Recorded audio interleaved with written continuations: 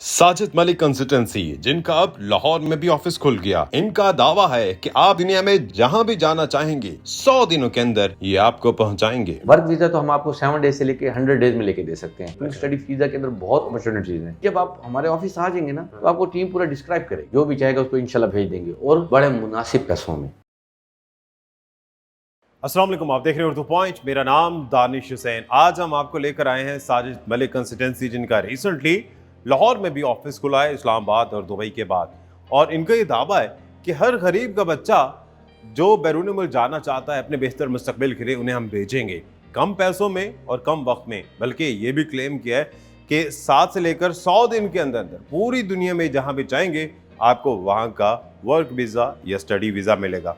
मज़ीद तफसीलात जानते हैं अंदर जाके, और इनका रिसेंटली जो ओपन हुआ है ऑफिस वो भी देखते हैं, और साजिद मलिक साहब से जानते हैं कि वो कौन से मुल्क हैं जहां बड़े आसानी से जा सकते हैं।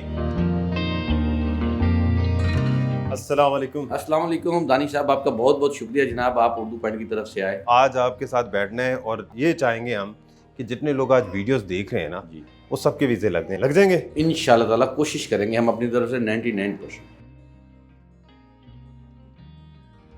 अच्छा, दुबई में माशाल्लाह आपका बड़ा अच्छा सेटअप है, इस्लामाबाद में भी है, लाहौर ज़रा देर से है। लाहौरी कहते तो होंगे बड़ी देर करती मेहरबा आते आते।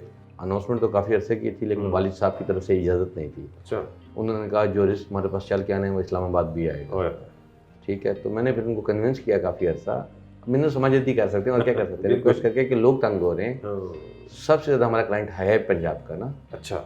यहाँ से बेचारे ट्रैवल करके जाते हैं। हमारा इस्लामाबाद का अपना क्लाइंट तो 2-3% भी नहीं होगा। ओपनिंग बड़ी जानदार करते हैं आप। दुबई में भी आपने वो जावेद शेख साहब को बुलाया हुआ था, इस्लामाबाद में भी शेर अफसर मरवत साहब, इधर लाहौर आए तो डिप्टी स्पीकर साहब। असल में इनके साथ पर्सनल ताल्लुकात हैं। हल्की फुल्की कोशिश करते हैं कि क्लाइंट को कुछ देखने को कुछ ना कुछ मिले। पूरी दुनिया हो, जहाँ भी आप कहेंगे आपका वीज़ा लगवा देंगे और 100 दिन के अंदर अंदर लगाएंगे। इतनी श्योरिटी कैसे? आजकल तो लोग पता कितनी दफ़ा अप्लाई करते हैं। इस वक्त देखिए, अब हमारी कंट्रीज़ के वीज़ा तमाम इवन गल्फ कंट्रीज़ बंद करने जा रहे हैं। मेरा असल में मेन फोकस होता है कि आपके पैसे कम लगें। जो डायरेक्ट पैसे अफोर्ड कर सकते हैं वो तो पाकिस्तान से भी डायरेक्ट जा सकते हैं, उसके लिए फिर अच्छी हैंडसम अमाउंट लगती है। अभी हमने इसके साथ साथ, अब मेरा मेन फोकस होता था यहाँ से आप पहले दुबई जाएँ। अच्छा। वहाँ एक अपनी अच्छी प्रोफाइल तैयार करें। आप पाकिस्तान से अप्लाई करते हैं ना, सुबह से लेकर शाम तक जो रिजेक्शन मिल रही है वो पाकिस्तानी को मिल रही है।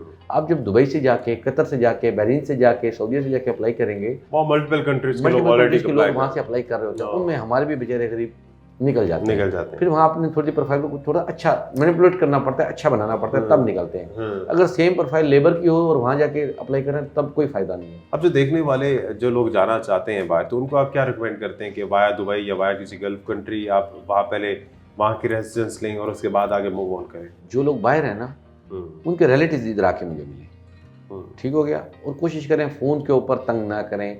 इतने लोगों को रिप्लाईज नहीं कर पाता हूँ मैं। ये लोग समझते हैं शायद किसी वजह से या मगरूर है या कुछ लाइक दैट, टाइम ही नहीं होता। बहुत समझ गए। और फिर एक आदमी को आपको समझाने के लिए 10 से 15 मिनट चाहिए। मैं भी इंसान हूँ, बिल्कुल, मेरी भी फैमिली है, मैंने उनको भी टाइम देना है। आप मैक्सिमम लोग जो है कोशिश करें कि उनके घर वाले, बहन भाई कोई भी है, वो आके विजिट कर ले ऑफिस, उसको सेटिस्फाइड करके भेजेंगे। अभी वीज़ा, क्योंकि ना सबसे पहला सवाल अवामी सवाल ये कि वीज़ा श्योरिटी कितनी है? 99% है। 99% आते हैं। वर्क वीज़ा या स्टडी वीज़ा? वर्क वीज़ा तो हम आपको 7 डेज से लेके 100 डेज में लेके दे सकते हैं। अच्छा।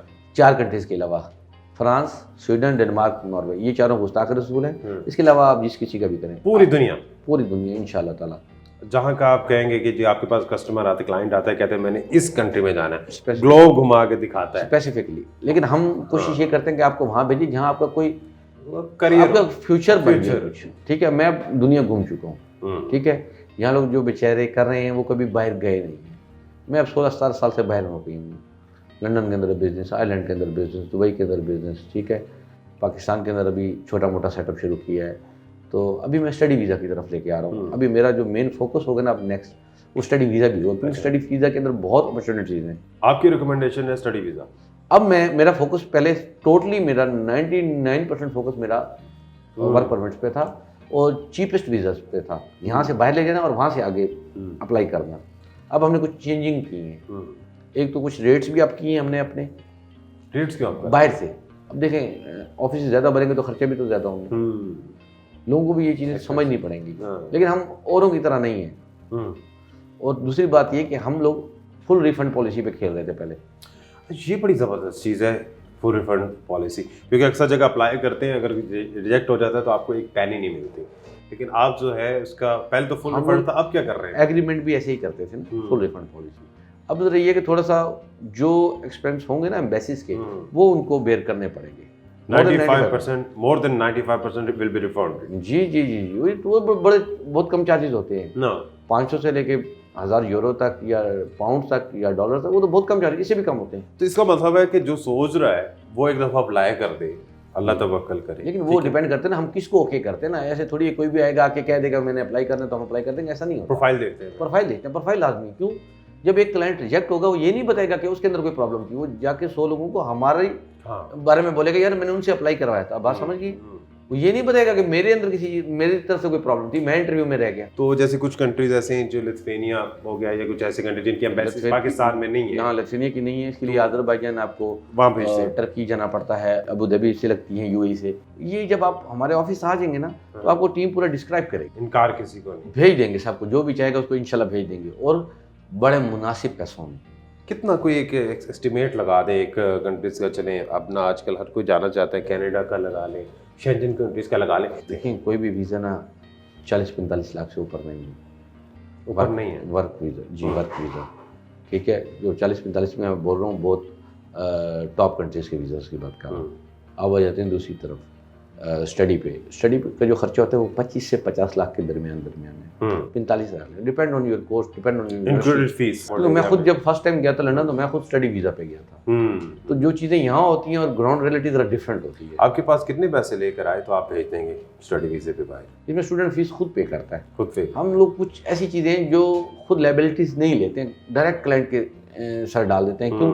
ताकि रिफंड पॉलिसी के मुताबिक पेमेंट उसी को वापस आए डायरेक्ट। तो आपका भी, आप सिर्फ एक जो सर्विसेज है उसके चार्ज करते हैं? सर्विसेज के चार्ज करेंगे, वो भी तब करते हैं कि अगर उसका लग जाए, अगर नहीं लग जाए तो उसमें से जो एक छोटी सी अमाउंट जो हमारे एक्सपेंस होते हैं, प्रोसेसिंग चार्जेस से भी बहुत कम अमाउंट है। जो अभी वीज़े बंद है और मैं ऑफिस ओपन कर रहा हूँ, तवक्कुल अल्लाह।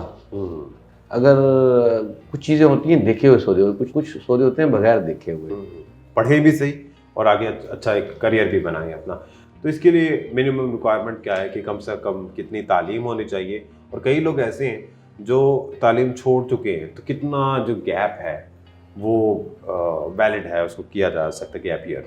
देखिए ओवरऑल पॉलिसीज़ ना हर कंट्री की डिफरेंट अलग अलग, ठीक है। कोई 1 ईयर, कोई 2 ईयर, कोई 3 ईयर। हमारे पास ऐसी भी कंट्रीज हैं जो 7 ईयर से लेके 21 ईयर्स का गैप भी बर्दाश्त करती है। अच्छा, यानी कि 21 साल हो चुके हैं तालीम छोड़े हुए और उसका भी वीज़ा लग सकता है अगर प्रोफाइल स्ट्रॉन्ग है। जी। कम से कम तालीम कितनी चाहिए?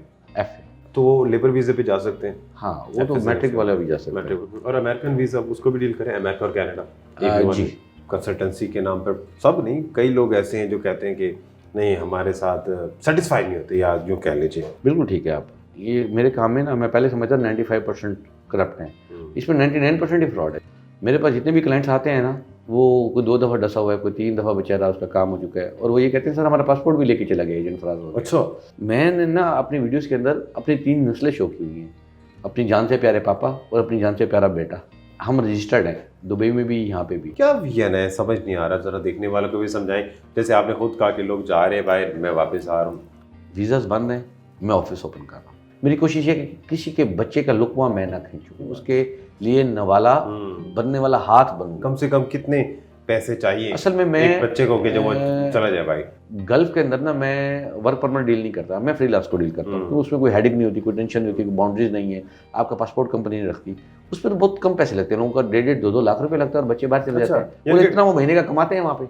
अच्छा, मोरक्को से क्या सूरत हाल है? वहाँ से भी सुनने में आ रहा है कि लोग जाते हैं। हाँ, लोग मोरक्को से जा रहे हैं आजकल, काफ़ी सारे वो वहाँ जाते हैं। देखिए हम तो उनको मोरक्को का वीज़ा लेके दे सकते हैं, आगे उनका जो चैनल है हमें नहीं पता। अच्छा, हम उसमें डील नहीं करते हैं, it's none of my concern.